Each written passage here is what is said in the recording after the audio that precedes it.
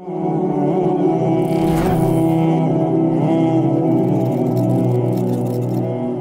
साहब, अगला मेरा सवाल ये है कि अक्सर मुआलिजीन जो हैं, जादू का तोड़ करने वाले, वो तोड़ करते वक्त ना घर के चारों कोनों पर कील ठोक देते हैं।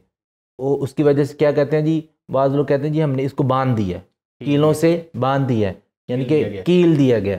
तो अब इसके अंदर जो है ना वो जिन ना अंदर आ सकते हैं और अंदर वाले बाहर भी नहीं जा सकते। इसकी क्या हकीकत है? अब वकर भाई, हमारा तरीक़ाकार ये है कि जब भी मैं किसी घर में जाता हूँ, कुछ मरीज़ हमारे पास आते हैं, कई के घरों के मसाइल होते हैं, हमें घर में जाना पड़ता है। तो तरीक़ाकार ये होता है कि हम सबसे पहले घर के अंदर जो चीज़ें मुआलिजीन ने पहले इनको दी हुई हैं, को दम की हुई, कोई अपना क्या कहते हैं तावीज़ात दिए हैं, हड्डियाँ दी हैं और कील वगैरह लगाए हैं, जो जो चीज़ें उन्होंने दी होती ना, सबसे पहले वो हम निकालते हैं अपना इलाज शुरू करने से पहले।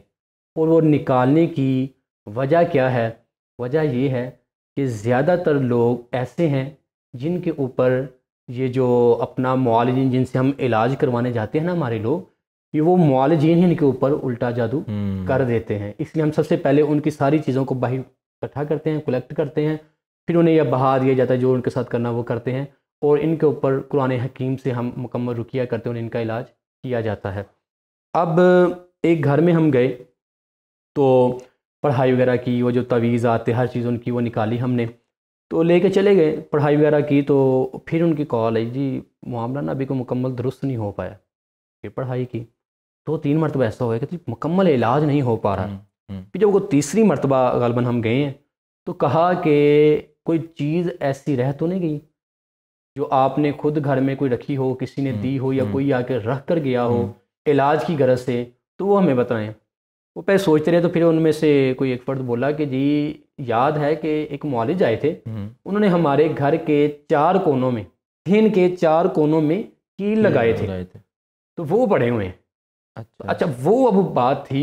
अब ये होता क्या है, ये जो मुआलिजीन हैं, ये जो इन्हें तो मैं अक्सर जादूगर कहते हैं, मुआलिज तो है ना जो इलाज करने वाले, इन्होंने इलाज क्या करने, तो लोगों को तंग करने वाले लोग हैं, ये जादूगर लोग होते हैं, ताकि लोग और मुसीबत में मुब्तला रहे और हमारी गाहक बन जाए, पक्के कस्टमर बन जाए। लेकिन अपने ही इनके मुवक्किल होते हैं जो तावीज़ के जरिए या जैसे थोड़ा थोड़ा इलाज भी करते हैं साथ साथ, क्योंकि अपनी चीज़ें ना वो मान लेते। जैसे वो बात नहीं मशहूर हुई कि जी तू अपना सांप फरसी अपना सांप फड़ दे, ठीक है ना, वो रियल का जो सांप निकला है, जो इनके अपने जिन्नात वो तो ये कंट्रोल कर लेंगे। लेकिन अगर कोई जो जिन्नात जो किसी ने भेजे हैं वो ये कैसे कंट्रोल कर पाएंगे? ये तो खुद जादूगर हैं, वो ये जादू करना जानते हैं, इलाज करना ये नहीं जानते। अब ये कीलों के साथ ये क्या करते हैं, ज़्यादातर ये लोग होते हैं जो इनके हाथों से ही इनके घरों में कील लगवाते हैं। अच्छा। और वो इन कीलों के साथ अपने मुवक्किल पक्के इनके घर में छोड़ देते हैं, अपने मुवक्किलात अपने जिन्नात को छोड़ देते हैं कि इनको तंग तुमने करते रहना है, गाहे गाहे तंग करते रहो, कोई हफ्ते बाद कोई महीने बाद, ज़रूरत तो हैं तो इनके अपने ही, वो थोड़ा सा तंग करते हैं, फिर भागे भागे उनके पास जाते हैं, वो अपने जिन्नात को रोक लेते हैं, पैसे लेते हैं, वो कहते हैं जी सुकून हो गया है, फिर कोई महीना रुकते हैं, फिर वो ऐसी कंडीशन होती है। तो ये अपने मुवक्किलात इन पर भेजते हैं, जिन्नात को इनके ऊपर हावी करते रहते हैं। जब हमने वो कील निकाले, पढ़ाई की, तो उसके बाद वो अल्हम्दुलिल्लाह वो ठीक ठाक हो गए।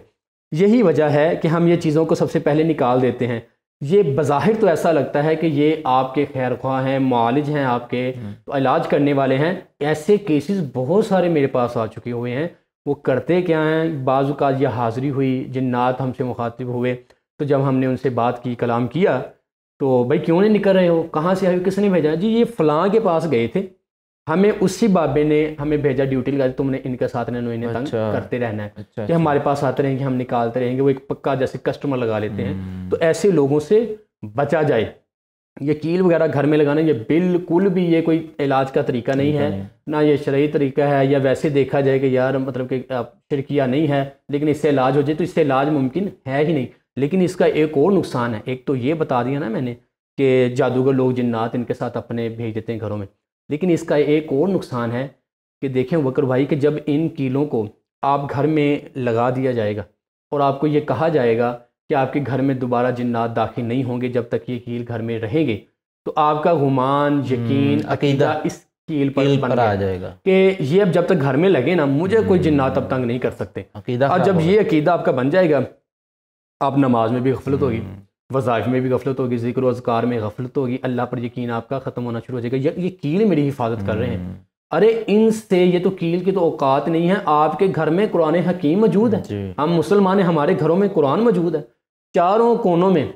ये बात शायद कईयों को अच्छी ना लगे, लेकिन मैं बात कर देता हूँ कि अगर आप घर के चार कोनों में प्यारे खूबसूरत ग़िलाफ़ के अंदर कुरान हकीम को भी बंद करके रख दें, जिन्नात फिर भी आपके घर में आएंगे, आप फिर भी परेशानियों से महफूज नहीं रहेंगे। रहने के लिए आप उस ग़िलाफ़ में से, खूबसूरत ग़िलाफ़ में से कुरान हकीम को निकाल कर अपने खूबसूरत हाथों में रख कर खूबसूरत ज़ुबान के साथ उस खूबसूरत कलाम को पढ़ना पड़ेगा। फिर ये बीमारियां दूर होंगी, फिर ही परेशानियां दूर होंगी, फिर ये शैतान भागेगा। और हमारा तो तरीका ये होता है कि हम उन्हें कहते हैं जी ये वज़ाइफ हैं, ये आप करते रहें, ये कुरान है, उनकी ये कुरान की ये मखसूस आयात हैं, इनकी तिलावत आप आयातुस सिहर आप ये पढ़ते रहें और ये नमाज की पाबंदी करें। वज़ाइफ नमाज के साथ ही कारआमद होंगे, आपको इनका फ़ायदा होगा। लेकिन जो कील लगा दिए, तवीज़ दे दिए गए, धुनियाँ दे दी गई, वो बंदा उन्हीं पर लग जाता है, फिर वो कुरान से भी दूर, वज़ाइफ से भी दूर, नमाज से भी दूर होता है। तो वो मुझे बताएं कि वो बंदा कैसे शिफायाब हो सकता है? बिल्कुल भी मुमकिन नहीं है।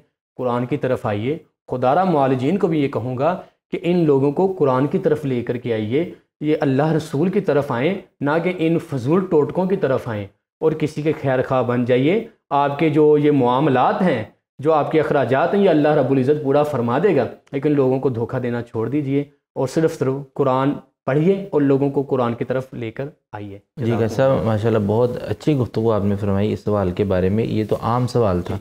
जज़ाकुमुल्लाह खैर।